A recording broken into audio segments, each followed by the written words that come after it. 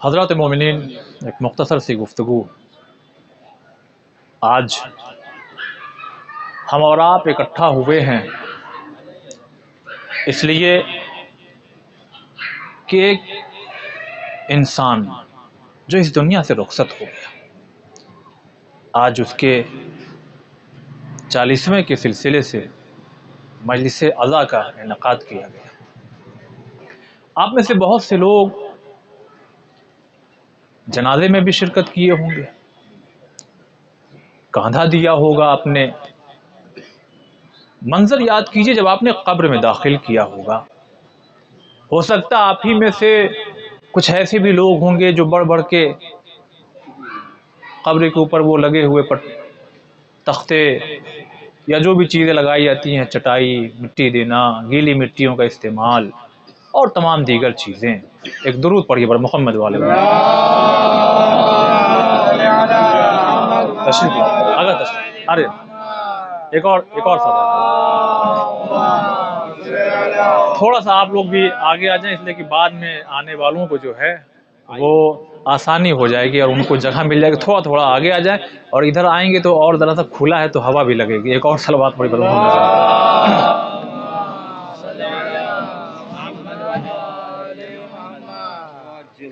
حضرات مومنین، بہت توجہ سے سنیے گا، اس لیے کہ کچھ ایسی گفتگو ہے. خدا سے دعا ہے کہ پروردگار مجھے وہ طاقت اور قوت دے، وہ صلاحیت دے کہ ان باتوں کو اہل بیت کی جو ہے وہ آپ کے دلوں تک پہنچا سکوں.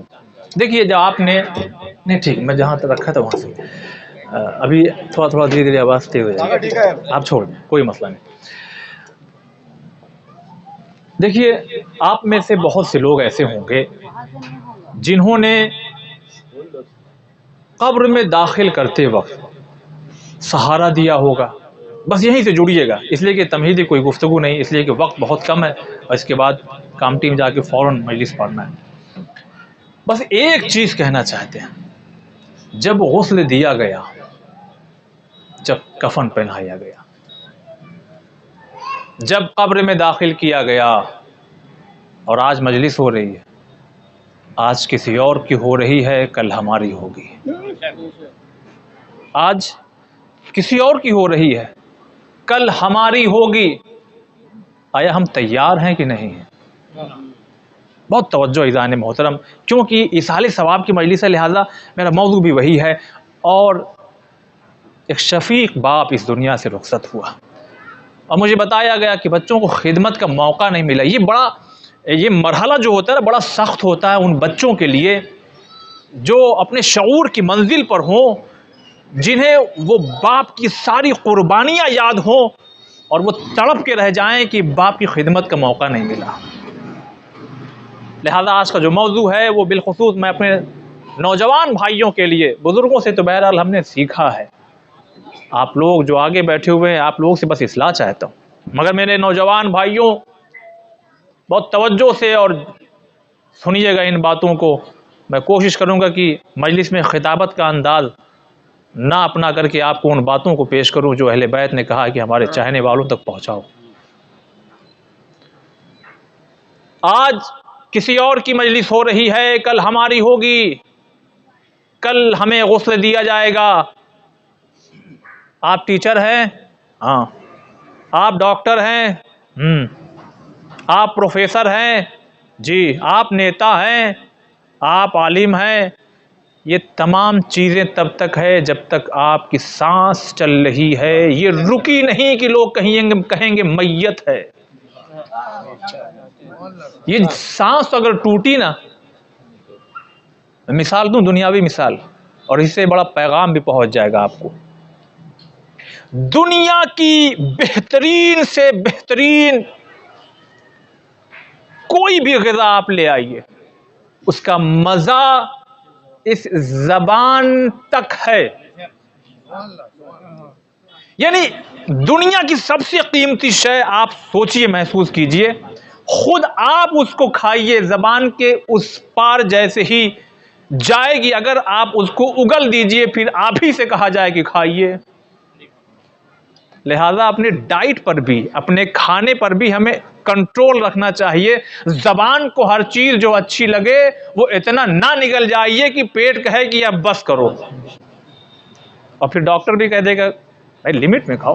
بہرحال تو ویسے ہی یہ سانس جو ہے نا، جب تک چل رہی ہے آپ زمیندار ہیں، جب تک یہ سانس چل رہی ہے آپ کسی عہدے دار یعنی کسی عہدے پر آپ فائز ہیں. مگر جیسے ہی یہ سانسوں کی موتیوں کی مالا جب ٹوٹے گی نا، تو بچے سے لے کے بوڑھا تک سب یہی کہے گا میت کو غسل کب دیا جائے گا، میت کو کفن کب پہنایا جائے گا، کب جنازہ اٹھے گا.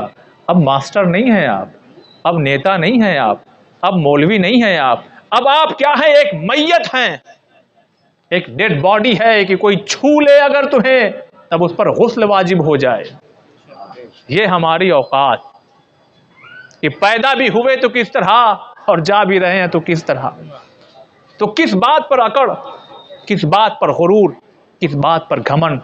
اور اکثر اپنے جب اصالہ ثواب کی مجلسیں ہوتی ہے تو یہ جملہ میں کہا کرتا ہوں، کبھی رات کا وہ وقت نکالیے آپ، تنہائیوں کا وقت جب خود آپ کے گھر میں لوگ سو رہے ہوں، اور ایک دفعہ ضروری نہیں ہے مصلی بچھائیے، اپنے ہی بستر پر جہاں بھی آپ ایک دفعہ رات کی تنہائی دیکھیے، کبھی نہ کبھی 3 بجے آنکھ کھل جاتی، اور وہ آنکھ ایسی کھلتی ہے بالکل فریش آنکھ کھلتی ہے، ایسا لگتا ہے کہ بالکل اب اس کے بعد نیند نہیں آ رہی، یعنی جگایا گیا ہے آپ کو، اب دوبارہ مت سو جاؤ.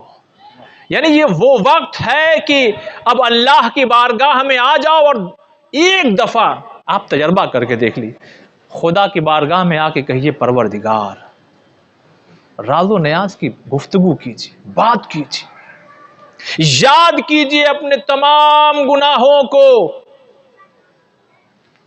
پھر جب اگلی صبح یعنی جب سورج نکلے گا نا، اگر کل تک اکڑ تھی تو شانے آج جھکے ہوں گے، اگر کل تک کسی بات پر غرور تھا تو شکر ادا کیجیے اس مالک کا، اور شکریہ ادا کیجیے اس فرشتے کا جس نے 3 بجے صبح میں آپ کو جگایا.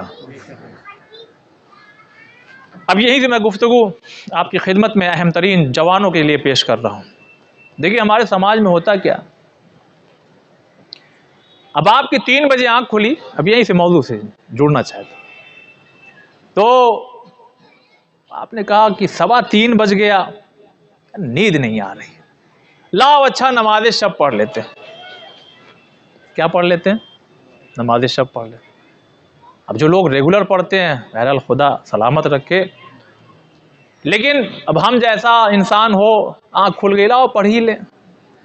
اب جب ہم نے نماز شب پڑھ لیا، اب یہ بتائیے جب اگلی صبح ہوگی تو ہم اس پڑھی ہوئی نماز کا شکوہ کریں گے آپ سے کہ شکریہ ادا کریں گے؟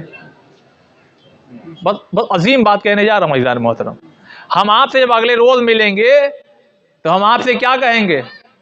ارے ہم ہی تو تھے، ہم نماز شب پڑھ رہے تھے، پتہ نہیں کہاں سے آنکھ کھل گئی، بڑی تکلیف ہوئی. کیا کبھی کوئی ایسا کہتا ہوا ملا آپ کو؟ نہیں. کیا کون ملا؟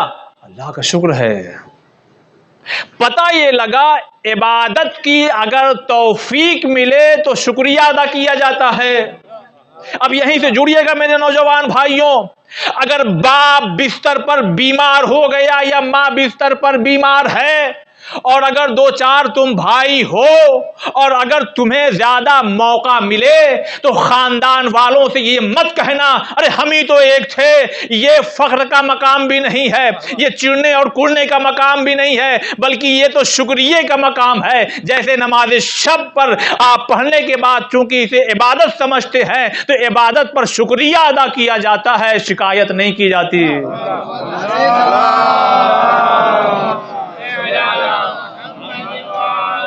بھائی ہمارے سماج میں یہ بیماری ہے، ارے ایک ہم ہی تو تھے، وہ بھائی آئے تھے ہاسپٹل میں 1 کلو سیب لے کر کے، جیسے سب آئے ویسے وہ بھی آئے چلے گئے.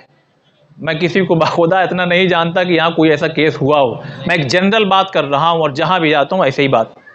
ارے وہ آئے تھے ہاسپٹل، لگا 4 لاکھ روپیہ اور 25,000 روپے دیے تھے.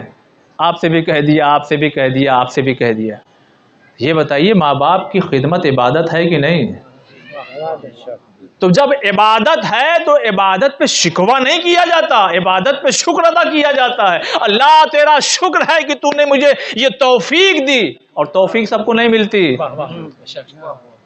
میں پھر مثال دوں آپ کو، اب میں صاحب بیٹھا ہوا اپنے یہاں پہ کام کر رہا ہوں، میرا ٹائم ہے 8 بجے تک ڈیوٹی، مثلا مثال کے طور پر، اب ہم 8:30 بجے تک بیٹھے ہوئے ہیں، اب کیمرہ تو ہر جگہ لگا ہوا ہے، پتہ چلا اگلے مہینے سب کی سیلری مثلا 2000 بڑھی، میری 3000 بڑھ گئی، تو اب سب لوگ پوچھیں گے بھائی کیوں، اور مجھے بھی یہ جستجو پیدا ہوگی میرے اندر بھی کہ بھائی سب کی 2000 بڑھی تو میں نے کون سا تیر مار دیا۔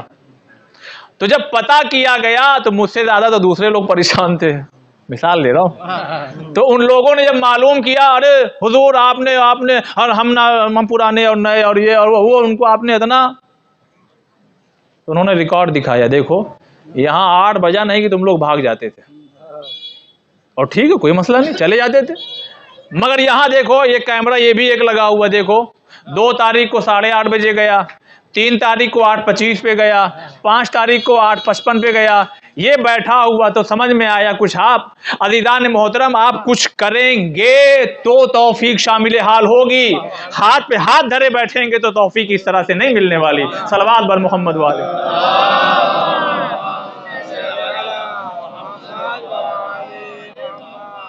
آج کی جو جنریشن ہے نا، جو آج کے ہمارے نوجوان بھائی اور چھوٹے بچے جو ہیں، ان کو آپ فلسفہ اور یہ وہ گاڑھی اردو اور عربی سمجھائیے نہیں سمجھیں گے، اور ہم جیسے لوگوں کی ذمہ داری بھی ہے کہ ہم جس ماحول میں جائیں، جہاں جائیں، اس لحاظ سے بات کریں۔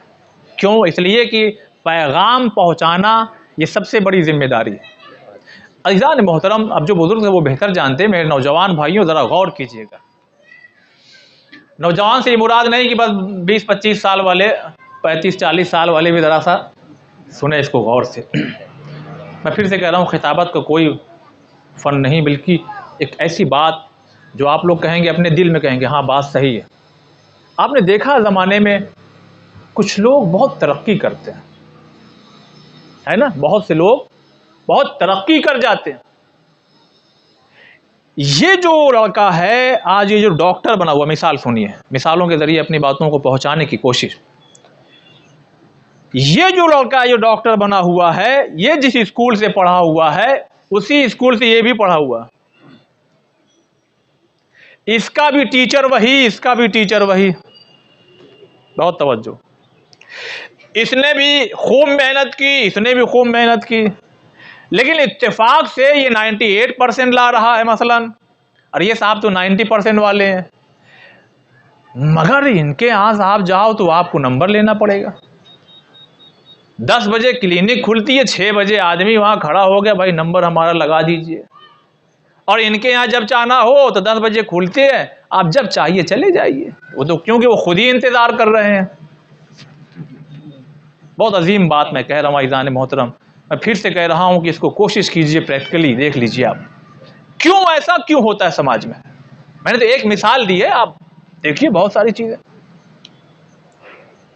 وجوہات میں 3 وجہ بتاتا ہوں۔ سب سے پہلی وجہ کیا؟ اس لیے کہ آپ نے دیکھا ہوگا، میں یہاں پہ مسلمان اور غیر مسلم کی بات نہیں کر رہا ہوں، ایک جنرل بات کر رہا ہوں، جنرل بات کر رہا ہوں۔ 2 وجہ جو ہے وہ جنرل لوگوں کے لیے، پہلا کیا؟ ماں باپ کا احترام کرتا تھا کہ نہیں؟ یہ ڈگریاں ہیں، لیکن ان ڈگریوں کا کوئی فائدہ نہیں اگر باپ کے سامنے تمہاری آواز اونچی ہو جائے۔ اگر تمہاری ماں تم سے بولنے میں کترانے لگے، ڈرنے لگے کہ کہیں اس کے میراث کے بعد خلاف نہ ہو جائے، تو پھر تم سمجھ لینا اب تم ترقی کے جس منزل پر بھی ہو اس سے ڈاؤن ہو جاؤ گے۔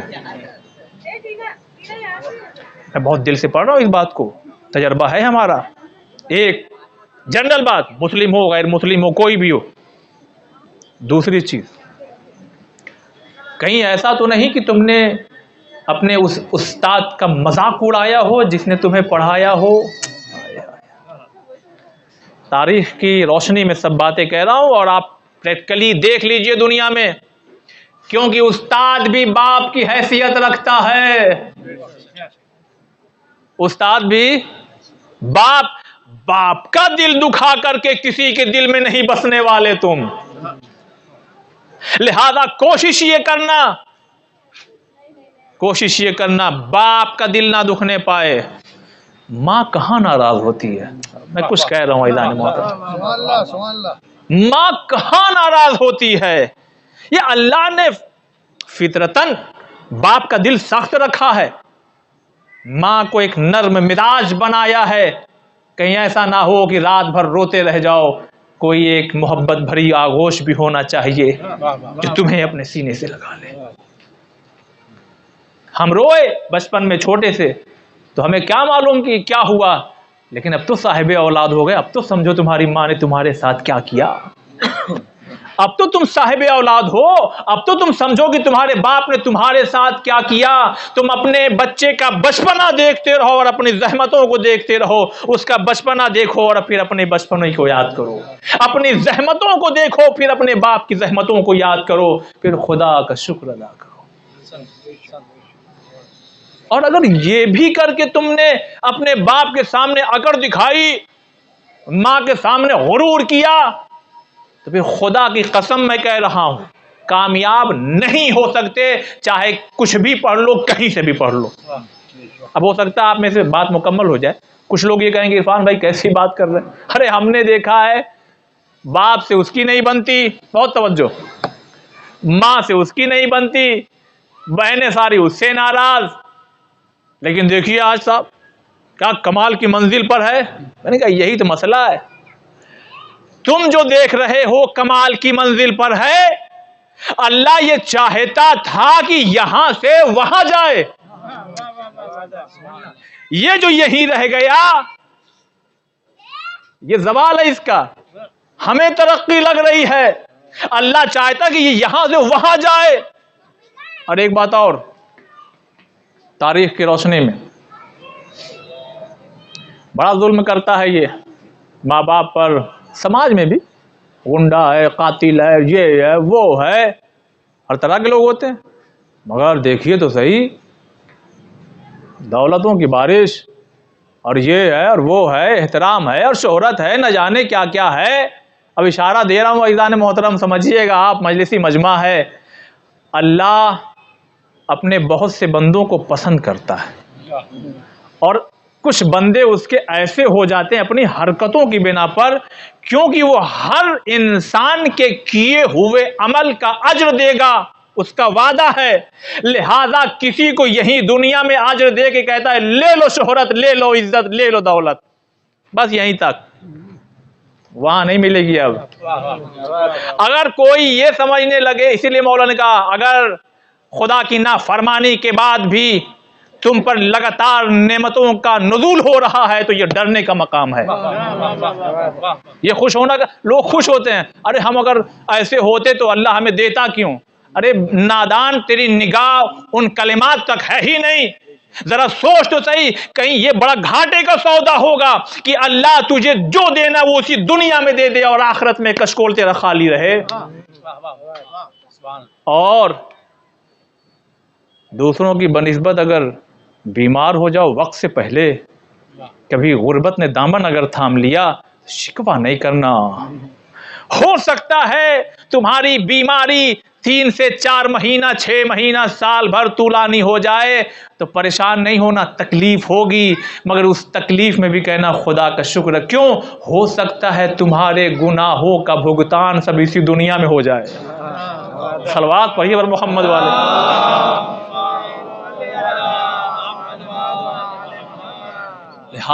لہذا میرے نوجوان بھائیوں, خدا کی قسم ستار العیوب ہے, وہ گناہوں پہ پردہ ڈالنے والا ہے, وہ گناہوں کا بخشنے والا ہے. اگر کبھی کوتاہی ہو گئی ہو غصے میں آ کر کے, ابھی بھی موقع ہے والدین سے معافی مانگو, اور اگر نہیں ہے تو قبر پہ جا کے معافی مانگو. اس لیے کہ جب تم ان کے نہ ہوئے تو خدا کہتا میرے بھی نہیں ہو سکتے. نہیں ہو سکتی. میں نے دیکھا ہے, آپ نے بھی میں نے تجربہ ہمارا ہے, ایسے لوگوں کو ہم نے دیکھا ہے جو خاص پڑھے لکھے نہیں ہے, لیکن جب اپنے گھر سے نکلتے ہیں نا تو وہ 4 ویلر بہترین کہ صاحب جس کو لینے کے لیے آدمی 10 بار سوچے گا, لیکن وہ سیدھے آفس نہیں چلے جاتے. بہت توجہ ہے جان محترم, وہ سیدھے آفس نہیں جاتے, وہ اپنی 4 ویلر کو ایک ایسے مقام پہ روک دیتے ہیں جہاں کبھی کبھی کوئی بھٹکا بھولا آ جاتا ہے. وہ پہلے جا کر کے اپنی ماں کو قبر پہ سلام کرتے ہیں, اپنے باپ کو سلام کرتے ہیں اگر انتقال ہو گیا ہے. اللہ نہیں دیکھ رہا ان چیزوں کو, اس لیے کہ جس نے بھی بھائی مثلاً آپ نے مجھ کو کہیں لگوایا کہیں جاب پر, ایک چھوٹی سی مثال, اور آج بھلے ہی میں اپنی محنت سے ترقی کر کے ایک بہت بڑی منزل پر فائز ہو گیا, اور آج میں آؤں اور میں انتظار کروں کہ آپ سلام کریں, اور جو جانتا ہے کہ آج یہ جو بھی ہے سب ان کی بنا پر ہے, تو ان کو تو چھوڑیے, آپ بتائیے محبت کریں گے کہ نفرت؟ ایک جنرل بات ہے, آپ بتائیے محبت کریں گے کہ آپ کے اندر نفرت پیدا ہوگی؟ جس کی بنا پر آج یہ آدمی یہاں تک پہنچا, آج اتنی اکڑ آ گئی اس کے اندر, ان کی بات ہی نہیں کر رہا ہوں میں آپ لوگوں کی بات کر رہا ہوں. آپ لوگ کیا یہی تو کہیں گے, بتائیے کیسا آدمی ہے یہ, کوئی عجیب سی چیز ہے. تو جب ہم لوگ ایسا سوچ رہے ہیں, وہ خدا کہ جس نے مجھے کسی کے ذریعے پیدا کیا, اگر ہم اس کے نہ ہوئے تو اس کے کیسے ہو سکتے ہیں؟ لہذا جب موقع مل جائے باپ کی خدمت کا, ماں کی خدمت کا, میرے نوجوان بھائیوں, اگر تمہارے بچے 6 7 8 سال 10 سال 15 سال 20 سال کے بھی ہو گئے ہو نا, تو جانتے ہیں آپ کا مزاج کیا ہوتا ہے. بالکل دنیاوی بات کروں تاکہ حدیثوں کو بھی بیچ بیچ میں آپ کو پیش کرتا رہوں. تو ایک باپ کا ایک گھر میں آنے کے بعد لہجہ کیا ہوتا ہے, ہو گیا بیٹا تمہارا یہ کام, یہ کرنا ہے, چلو وہاں جاؤ, چلو یہ کر لو, وہ کر لو, وہ کر لو, وہ کر لو. یہ کب تک رہے گا جانتے ہیں؟ جب تک تم کما نہیں رہے ہو, اور جیسے ہی تم کمانے لگو گے کوشش یہ کرو کہ باپ کا لہجہ یہی برقرار رہے. میں کچھ کہا بھائی, کیونکہ ایک 40 سال 45 سال تک جس باپ کا لہجہ تھا, اے بیٹا کہاں جا رہا, یہ کیا وہ کیا, اگر 50 سال کے بعد تمہاری ذرا سی دولت پر اگر اس کی زبان میں لکنت آنے لگے اور اس میں بدلاؤ آنے لگے, تو سمجھ لینا یہ تمہاری خدمت نہیں ہو رہی ہے, یہ کچھ اور مسئلہ ہے. لائق اولاد وہی ہے جو اپنے اس لہجے کو باپ کے برقرار رکھے. وقت دیجئے ان کو, اپنے باپ کو وقت دیجئے. کبھی کبھی کیا ہوتا ہے, سب دنیا میں سامنے دکھتا ہے, کچھ گناہ ایسے ہیں جن کا اثر دنیا میں دکھے گا, آپ کو یہیں دکھے گا. وہ وہاں جو ہے وہ سب لوگ کہتے ہیں نا, ارے وہاں جو ہوگا دیکھا جائے گا. ٹھیک ہے, کچھ اثرات یہی ہیں. راوی کہتا ہے میرا گزر بصرے سے ہوا, تو قبرستان سے جب میرا گزر ہوا وہاں سے گدھے کی آواز آ رہی تھی, جیسے اس پہ کوئی ظلم کر رہا ہو, مار پیٹ رہا ہو, ویسے اس کی چیخنے کی آواز آ رہی تھی گدھے کی. میں سمجھ گیا, لگتا ہے کچھ جوانوں نے اس کو باندھ ہون دیا ہے یا کسی گڑھے اوڑے میں اس کو گرا دیا ہے اور وہ چیخ رہا ہے. تو میں آگے بڑھا دیکھوں کچھ کر سکتا ہوں. تو جب آگے بڑھا دیکھا کہ ایسا تو کچھ نظر نہیں آ رہا. تو جس طرف سے آواز آ رہی تھی اب میں اس طرف آگے بڑھا. بہت توجہ سنیے گا میرے نوجوان بھائیوں. اب جب میں آگے بڑھا میں دیکھا ایک تازی قبر ہے. اب جو غور کیا اور کان لگایا تو دیکھا قبر کے اندر سے آواز آ رہی ہے. اب میں وہاں سے بستی کی طرف دوڑا. اب جب بستی میں پہنچا تو میں نے کہا کہ بھائی ایک تازہ قبر ہے وہاں پہ. کہا ہاں وہ کل ان کا انتقال ہوا تھا. کہا مجھے لے چلو ان کے گھر. اب جب مجھے کچھ لوگ ساتھ میں لے کر کے ان کے گھر پہنچے، سلام، دعا، تعزیت، اس کے بعد ان کے بچوں کو بلایا اور بلا کر کے ایک جملہ کہا، اے بیٹا ایک بات کہوں، برا تو نہیں مانو گے؟ ارے نہیں، آپ بتائیے کیا بات، کیا ہے؟ انہوں نے کہا بیٹا ہمارا گزر ہوا تھا قبرستان سے، اور جو قبر ہے نا تمہاری باپ کی، بہت توجہ سنیے گا، وہ جو قبر ہے نا تمہاری باپ کی، اس میں سے گدھے کی آواز آ رہی تھی۔ اچھا ان کو یہ لگ رہا تھا کہ یہ ریئیکٹ نہ کر جائیں، کچھ ہر کیسی بات کر رہے آپ، اور یہ وہ لگے اور رونے۔ کیا؟ وہ لگے اور رونے بچے، اور روتے ہوئے کہنے لگے حضور ہم سمجھ گئے کہ وہ گدھے کی آواز کیوں آ رہی ہے۔ کیوں آ رہی ہے بیٹا، کیوں آ رہی ہے؟ کیا وجہ ہے؟ کہ اس کی وجہ یہ ہے نا، اکثر ہم نے دیکھا ہے کہ میرا باپ یعنی جو دفن ہو گیا، میرا باپ، جب میرے دادا یعنی اس کے باپ، جب بھی میرے دادا، اکثر ایسا دیکھا گیا میرے والد سے کچھ کہتے تھے یہ کر دو وہ کر دو، تو یہ میرے والد پلٹ کے کہتے تھے کیا گدھے کی طرح ہر دم چلاتے رہتے ہیں آپ۔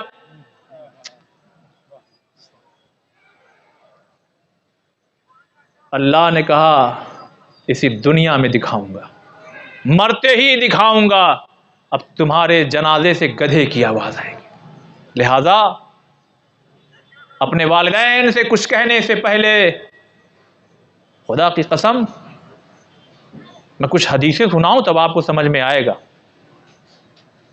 حضور کیا فرماتے ہیں؟ مولا کائنات کے اگر چہرے کو کوئی دیکھے تو کیا ہے؟ تھوڑا تیز بولیے، ہے نا؟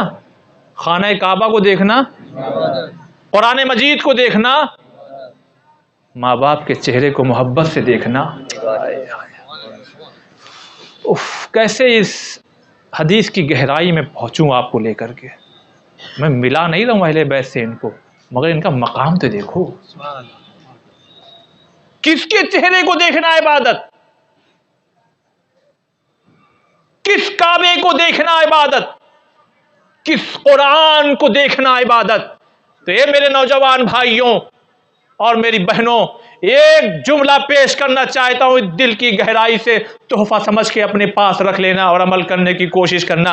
ارے جس ماں باپ کو محبت سے چہرے کو دیکھنے میں عبادت ہے، ذرا سوچو تو صحیح، محبت سے اسے کھانا کھلانے کا ثواب، محبت سے اسے پانی پلانے کا ثواب، محبت سے اسے دوا لے آنے کا ثواب، محبت سے اس کی ضرورتوں کو پورا کرنے کا ثواب کیا ہوتا ہے۔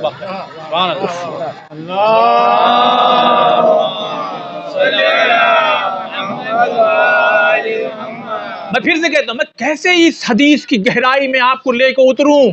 میں جہاں ہوں وہ اپنی کم علمی کی بنا پہ میں بہت گہرائی میں نہیں پہنچا، لیکن پھر بھی میں کم سے کم آپ کو وہاں تک لے کے جانا چاہتا ہوں۔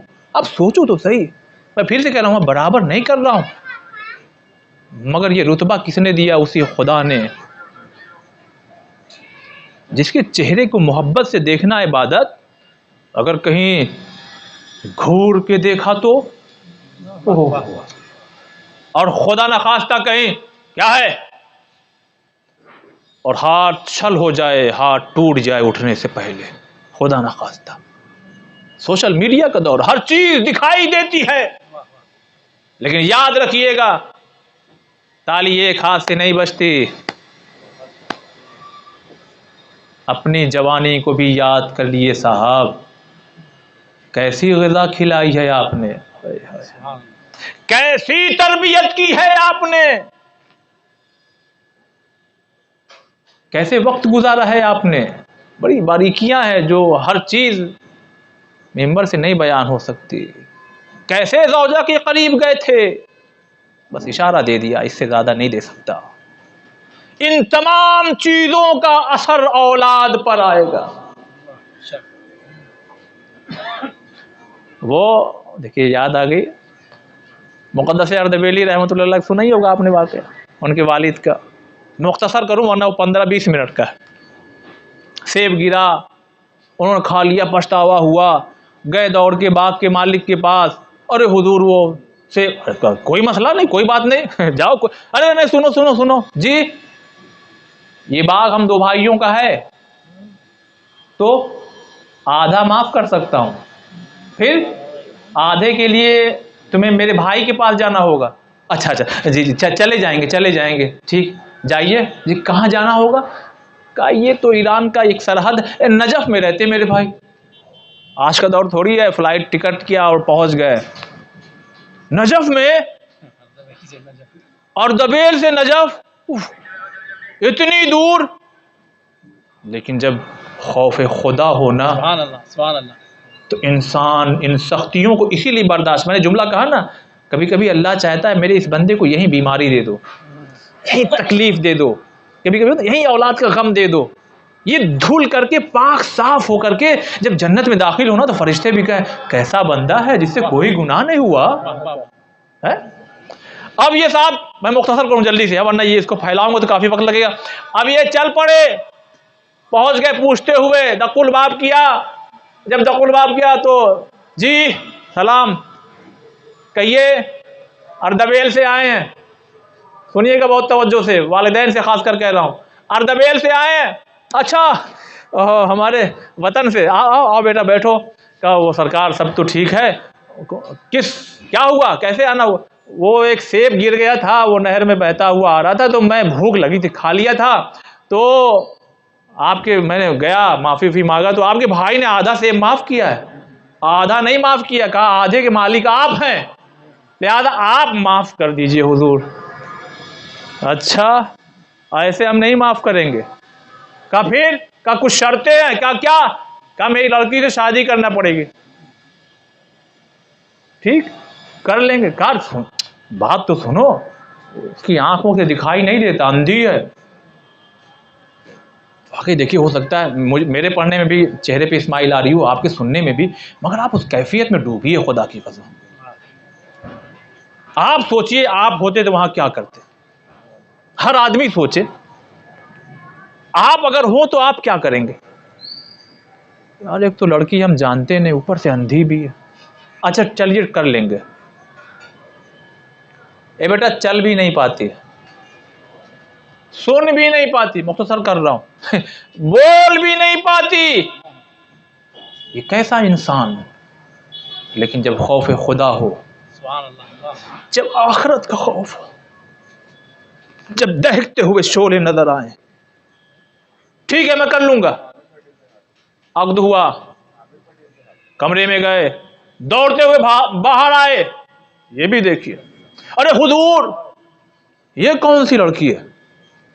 وہ نہیں ہے جو آپ نے کہا نشانی بتائی ہے، وہ دیکھ رہی ہے، وہ تو سنتی ہے، وہ چلتی ہے، وہ جو آپ نے بتایا وہ لڑکی نہیں ہے، کوئی اور ہے وہ۔ کہے میرے لال وہ ہماری بیٹی ہے۔ کہا پھر؟ آپ نے کہا تھا اندھی ہے۔ سنیے میرے عزیزوں، ایک صلوات پڑھیے محمد والے۔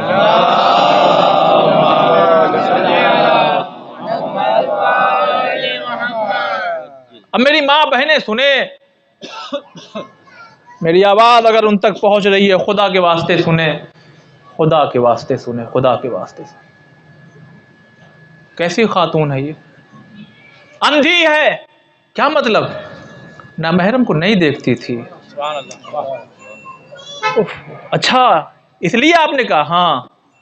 کہ یہ جو آپ نے کہا بولتی نہیں، گونگی ہے، کہ کسی کی غیبت نہیں کرتی، برائی نہیں کرتی۔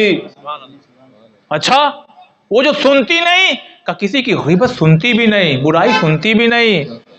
کہ وہ جو چلتی نہیں، کہ گناہ کے لیے قدم نہیں اٹھاتی۔ اور اے بیٹا یہ تم کیا سمجھ رہے ہو، تم آئے ہو؟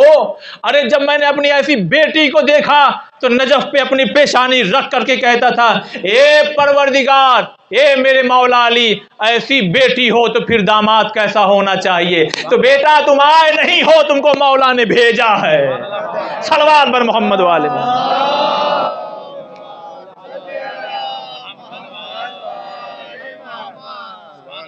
جب ایسی دو ہستیاں ملتی ہیں تب زمانے کو مقدس اردبیلی ملتے ہیں، اور ان کا عالم یہ ہے۔ خدا ہمیں توفیق دے نماز شب کی۔ ہم یہ شکوہ امام کا ہے، آخری امام کا یہ شکوہ ہے۔ ایک ملاقات ہوئی تھی، اس کے لیے بھی وقت چاہیے، اشارہ کروں۔ جس سے ملاقات ہوئی اس سے شکایت کی تم نماز شب تم لوگ نہیں پڑھتے؟ کیا دل کی گہرائی سے امام نے کہا تم لوگ نماز شب نہیں پڑھتے، تم لوگ زیارت عاشورہ نہیں پڑھتے؟ بہرحال کیا عالم ہے، ڈول کھینچا، زمانہ پرانا نا، پانی نکالے، وضو کر لے، واپس ڈال دیا، ڈول کھینچا، پھر دیکھا واپس ڈال دیا، کیا سمجھا آپ نے گندا پانی تھا؟ ارے نہیں، سورے نکل رہے ہیں، جواہرات نکل رہے ہیں۔ ایک مرتبہ سر کو بلند کیا، پروردگار مقدس کو تیری عبادت کرنا ہے، سونا چاندی نہیں، پانی چاہیے۔ ارے 1000 روپے میں ہماری نیت بدل جاتی ہے، وہاں ہیرے جواہرات نکل رہے ہیں۔ تو ہمیں دونوں چیز دیکھنا ہے، ہم تربیت کیسی کر رہے ہیں، ہم اپنے بچوں کو کھلا کیا رہے ہیں، پلا کیا رہے ہیں۔ جیسا بوئیے گا ویسا کاٹیے گا۔ یہ شکایت مت کیجئے کہ ہمارا نوجوان تو ایسا ہو گیا، حالانکہ اس کے لیے بھی خطرہ ہے اگر تم ایسے ہو رہے ہو۔ تمہارے باپ نے غلطی کی تو تم کیوں دہرا رہے ہو؟ تمہارے باپ نے غلطی کی تو تم کیوں دہرا رہے؟ لہذا سنبھلنے کا مقام ہے یہ۔ تھوڑی دیر کا نہج البلاغہ میں امام کیا فرماتے ہیں، کتنے عجیب ہیں یہ دو عمل، آپ سنیے ذرا، کتنے عجیب ہیں یہ دو عمل۔ وہ کون سے؟ ایک عمل وہ کہ جس کی لذت تھوڑی دیر کی ہوتی ہے، اس کی سزا بہت طولانی ہوتی ہے۔ میں مفہوم پیش کر رہا ہوں۔ اور ایک وہ عمل جس کی زحمت ذرا سی دیر کی ہے مگر ثواب ہمیشہ کے لیے باقی ہے۔ ایک میرے نوجوان بھائیو سننا، میں اپنے لیے بھی پڑھ رہا ہوں اور آپ کے لیے خاص کر، ایک 5 سے 10 سیکنڈ کی لذت بھری نگاہ یہ 10 سیکنڈ کی رہے گی مگر اس کا عذاب حساب باقی رہے گا۔ اور ایک 10 منٹ کی صبح کی 2 رکعت نماز کی 10 منٹ کی زحمت، یہ زحمت ختم ہو جائے گی مگر ثواب باقی رہے گا۔ یہ تو میں صرف 2 باتیں کہہ رہا ہوں، ورنہ آپ سوچئے، اس پہ فٹ کیجئے کیا کیا چیزیں ہو سکتی۔ بہرحال تو گاڑی رکتی تھی کہیں، جہاں بات رکی تھی، ماں کی قبر پہ گئے، فاتحہ پڑھا۔ اچھا یہ بتائیے، آپ میں سے ہو سکتا ہے کچھ ایسے لوگ ہیں جو کبھی ایڈمٹ ہوئے ہوں گے ہاسپٹل میں۔ بہت سامنے کی مثال پیش کر رہا ہوں، توجہ سے سنیے گا۔ 40 منٹ ہو گیا، 45 منٹ کہا تھا مگر 5 منٹ ہمیں ذرا ایکسٹرا دے دیجئے تاکہ میں مصائب پیش کروں، مگر ذرا سی یہ 5 منٹ کی گفتگو سن لیجئے عزیزان محترم۔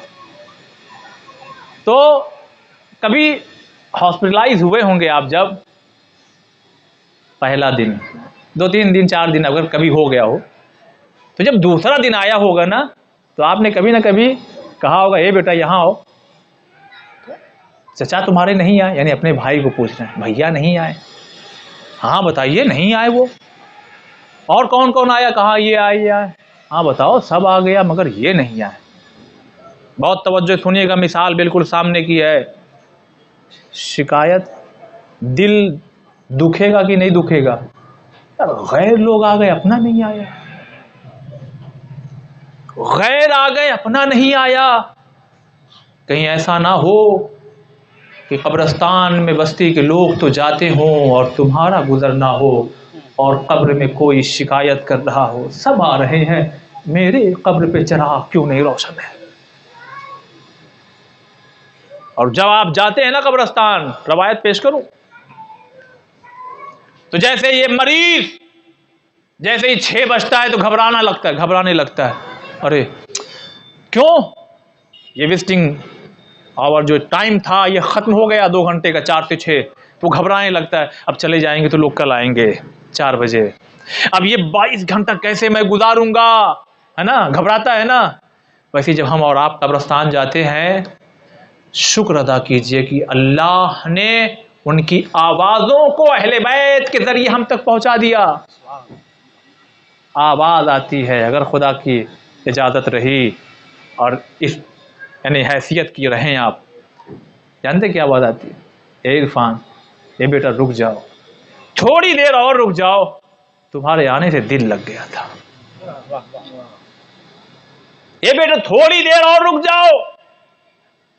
یہ تو تب معاملہ ہے کہ جب ہم جائیں تو گزارش کرتے ہیں تھوڑی دیر، اے میرے لال تھوڑی دیر اور رک جاؤ، تھوڑی دیر اور رک جاؤ.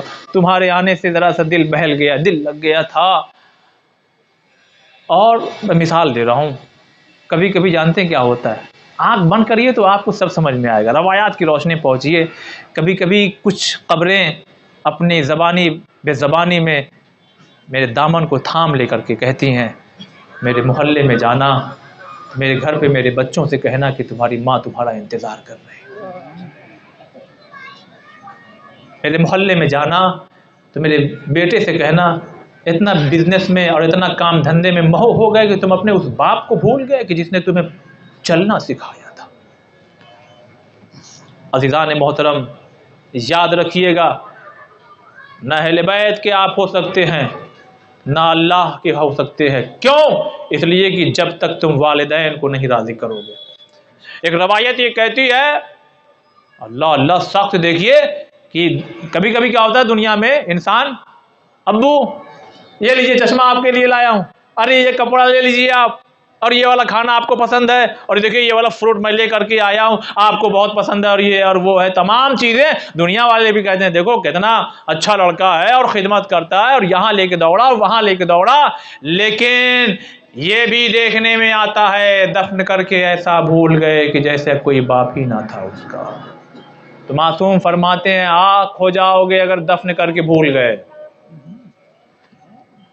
کیا ہو جاؤ گے؟ آنکھ ہو جاؤ گے. صلوات پڑھیے محمد وعلی.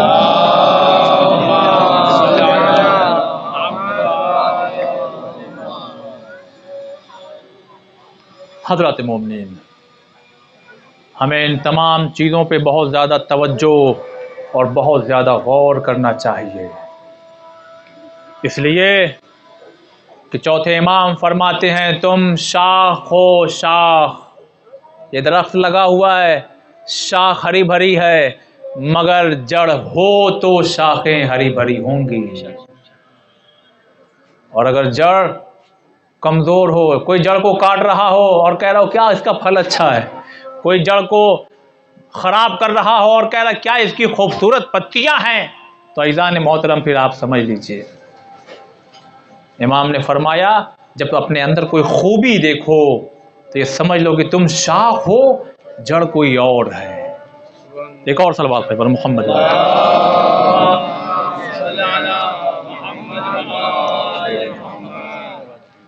ایک اور صلوات پر.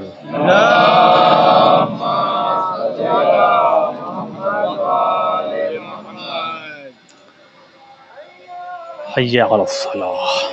ایک اور صلوات پر محمد و آل محمد.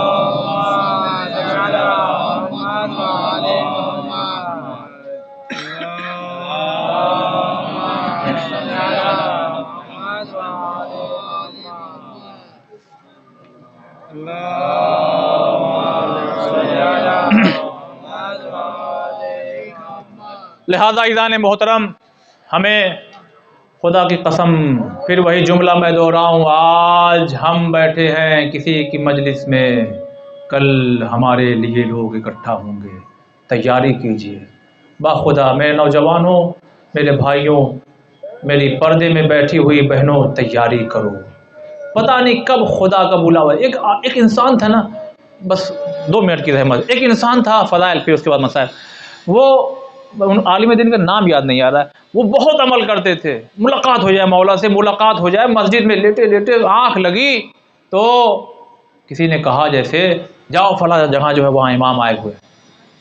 اب وہ دوڑے ہوا گیا وہاں پہ، دق الباب اجازت لی تو دیکھا ایک جنازہ رکھا ہوا خاتون کا. کیا؟ خاتون کا ایک جنازہ رکھا ہوا ہے، اور وقت کا امام وہیں پر، وقت کے امام تشریف رکھتے ہو کہ مولا میں نے اتنا بلایا آپ کو اور کیا کیا عمل نہیں کیا، مگر آپ نہیں، ملاقات نہیں ہوئی، اور آج ہو رہی ہے. لیکن اب یہ ہمارے اندر جستجو پیدا ہوئی کہ یہ خاتون کون سا عمل کہ آپ خود آ گئے ملنے، ہم تو دوڑے پھر رہے ادھر سے ادھر. کا وہی تو سمجھانا چاہ رہا ہوں، عمل ایسا کرو تو وقت کا امام خود ملنے آئے گا. میری ماؤں بہنوں سنیے گا، یہ گزارش ہے، یہ درخواست ہے، یہ ایک چھوٹا سا پیغام اپنی بہنوں کے لیے، کوشش کرنا تمہارا ایک بال بھی نامحرم نہ دیکھنے پائے۔ شراب کیا ہے بولیے؟ حرام۔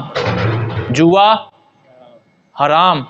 جیسے غیبت کرنا حرام، جھوٹ بولنا حرام، ویسے ہی نامحرموں کے سامنے کھلے بالوں کے ساتھ جانا۔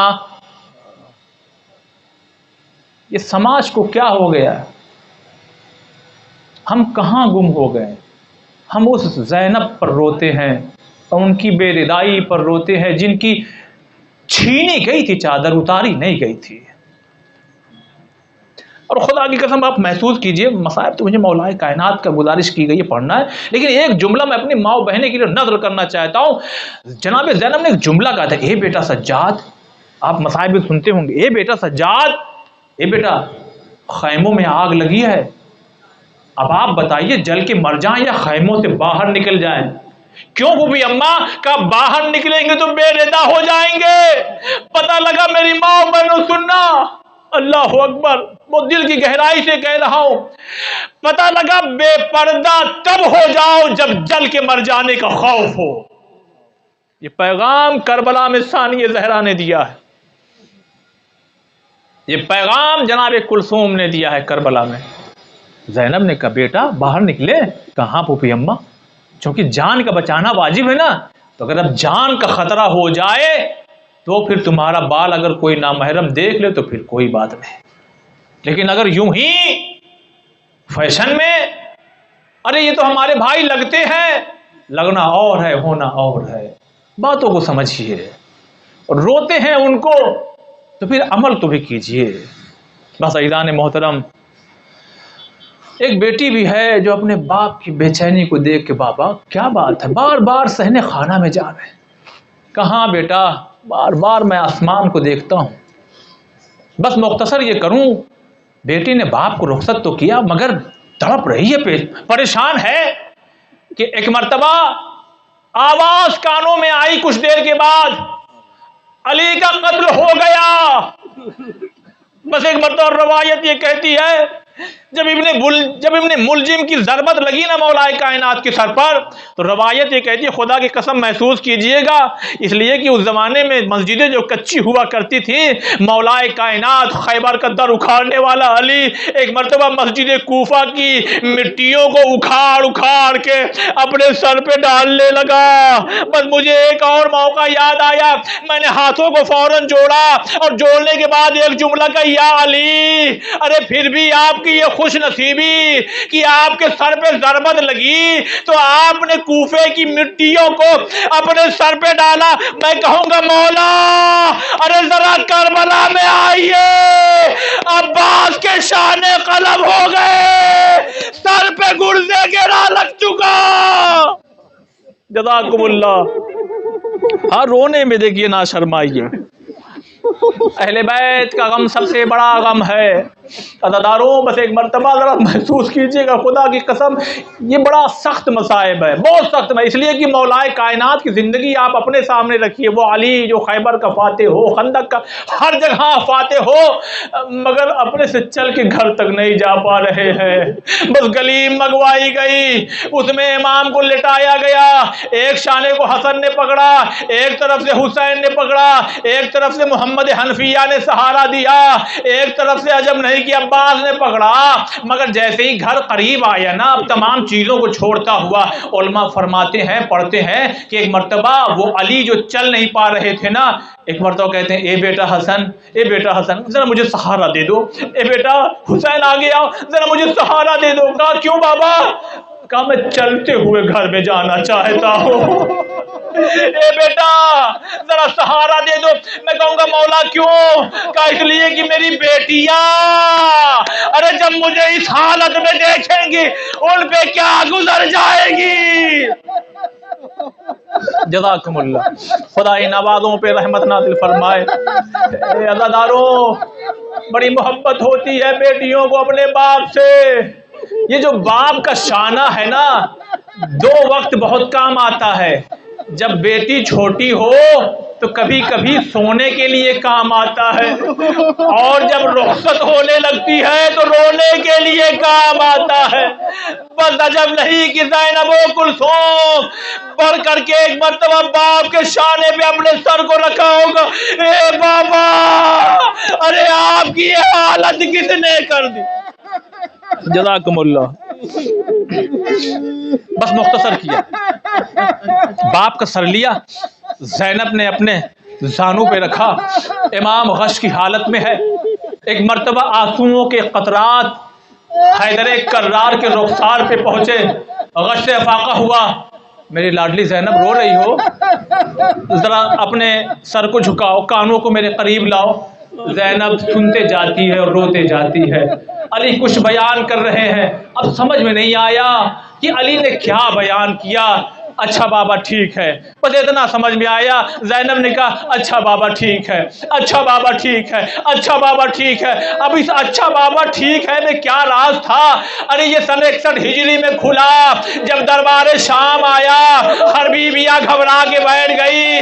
زینب نے کہا نہیں کلثوم آگے بڑھو، نہیں زینب آگے بڑھو، لیجئے سب دروازہ پار ہوا۔ زینب سب کو حوصلہ دیتی گئی، تیسرا دروازہ پار ہوا، چوتھا پار ہوا، پانچواں، لیکن جب ساتواں دروازہ آیا نا، اب ایک مرتبہ زینب نے چاروں طرف دیکھا، بس آخری جملے مصائب کے، بس وہ زینب جو ابھی تک لوگوں کو حوصلہ دے رہی تھی، وہ زینب ایک مرتبہ زمین پہ بیٹھ کے چاروں طرف دیکھنے لگی۔ بیویاں آگے بڑھی، اے زینب، ارے آپ تو حوصلہ دے رہی تھی، اے شہزادی آپ تو حوصلہ دے رہی تھی۔ کلثوم بڑی، اے بہن آپ تو ابھی تک حوصلہ دے رہی تھی، اگر آپ ہی بیٹھ جائیے گا تو ہمیں کون داخل کرے گا دربار میں؟ کہا نہیں نہیں میں حوصلہ نہیں ہاری ہوں۔ کہا تو پھر بیٹھ کیوں گئی؟ کہا ارے مجھے وہ 40 ہجری کا رمضان، ارے میرے بابا کی وہ وصیت، ارے کہا کون سی وصیت؟ کہا ایک لمحہ ایسا آیا، بابا نے مجھ سے کہا تھا زینب ارے جب دربار میں جانا ہونا تو گھبرانا نہیں، تم چلنا، تیرا بابا آگے آگے چلے گا۔ ارے دربار آ گیا، میں دیکھ رہی ہوں میرا بابا نہیں آیا، بس اتنا کہنا تھا۔ زینب اپنے مقام سے اٹھ کے کھڑے ہو گئے، اے کلثوم آگے بڑھو، اے رقیہ آگے بڑھو، اے اماں فضہ چلو، وہ دیکھو میرا بابا آ گیا۔